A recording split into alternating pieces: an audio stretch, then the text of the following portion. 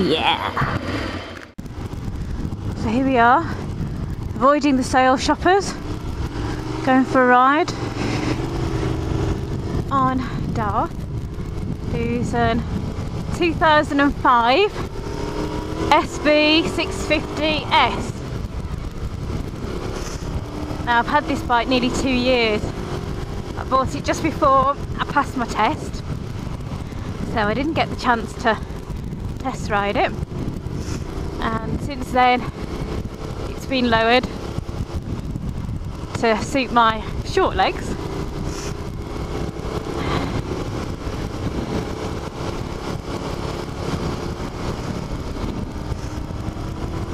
The Suzuki is a very popular bike, and I think part of that is that it's quite light. It's 169 kilos without fuel, and that kind of makes it easy to push around. So for a first bike or a lady's bike, it tends to be quite popular. It's also 800 millimeters, not centimeters, high, and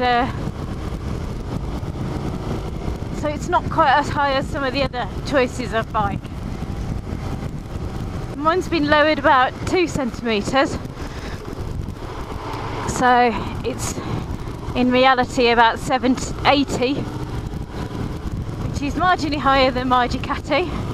I certainly feel the height difference, and just to give me that extra bit of lift, I've had my soles of my boots increased, give me that extra bit of height. Quite a sporty little bike. It's quite a good choice for a first bike, I would say. It's not going to kick you behind, but it's also going to give that extra little power for you to grow into. When I learned to ride, I grew out of my 125 really quickly, and I don't think I could say that that's the case with this bike, so it's still got some grunt left to give. Why is there always sun in my eyes when I'm riding? The handling on this bike is very different to the Ducati. The speed delivery is far more responsive, and it feels like it's a quicker bike.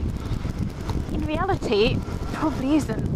I think it's about a quarter of a second quicker to 0 to 60.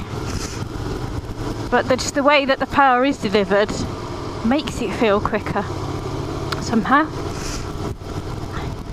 It's got a top speed of 126. Not that I've ever tested that.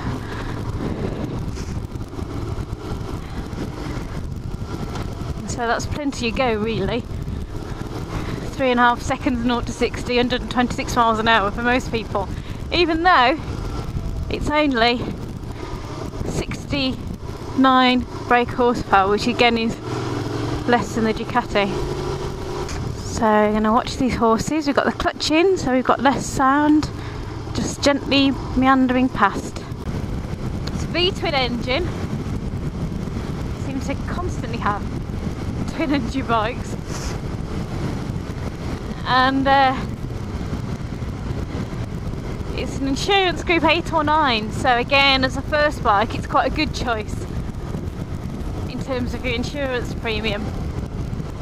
The other nice thing is that there's plenty of SVs on the market, so you can usually get hold of one quite quickly, and also if you need parts as replacement or modification, there's usually a good supply of those as well. Prior to 2003, the model was described as the curly because it had very curved headlights, and then after 2003 it's called the pointy, which is what mine is, because it's got a very different nose shape. The frame colour changed as well in 2005 from silver to black, but since 2003 the looks very much remain the same. The difference between the 650 and the 650s is twofold. Firstly, the handlebars. You got sporty handlebars on the S, whereas they're certainly more upright on the 650. And then secondly, the fairing. SV650 is just a naked bike, and 650S is the third version. If you buy an S before 2008, you'll be aware that the lower fairings are not included. That's an aftermarket modification. So unless you see a picture, you'll need to check that the lower fairings are included. There are two complaints with this bike. Firstly is the seat. A lot of people moan that the seat's too hard. I have to say I don't find it too hard. Maybe I've got a rock hard ass or something. But a lot of people do moan, but you can get replacement seats for it. And as I said before, parts tend to be quite abundant for the SV. The other complaint is the riding position. And like with a lot of sports bikes, I'm actually lying on the tank and I'm gripping the frame with my legs to take the pressure off my wrists. I do find that if I ride this bike for more than a couple of hours, I get very stiff, my wrists ache. It's not a bike I would recommend for long distance riding or commuting, but it is a fun bike, and it's certainly a good choice in terms of your first big bike. So we're just going to have a walk around on the bike, and you'll see immediately at the front there's a black double bubble screen offering you a little bit more wind protection. There's some headlight covers on there, but I think the least we say about that the better. Rim tape, masters of the rim tape, Russ and I. Got the crash bobbins on. Not had to use those, but very useful to protect the bike just in the event.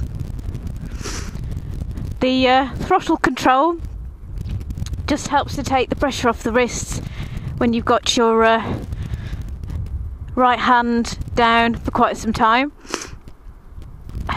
We've got two wires coming out the side, one of which is for the heated gloves and the other's for the trickle charger. Because this bike's got an alarm, data tool alarm on it, it does use the power, and if it stays off charge for more than about 10 days, the battery goes flat. You've got the carbon exhaust on there. Love the sound of that. It just grooves very, very nicely. And again, being an SV and there being a lot of those bikes around, you can get quite a good choice of aftermarket exhausts at not too unreasonable a price.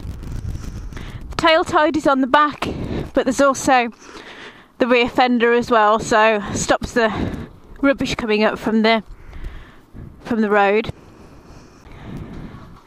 There's also the single seat converter on the back.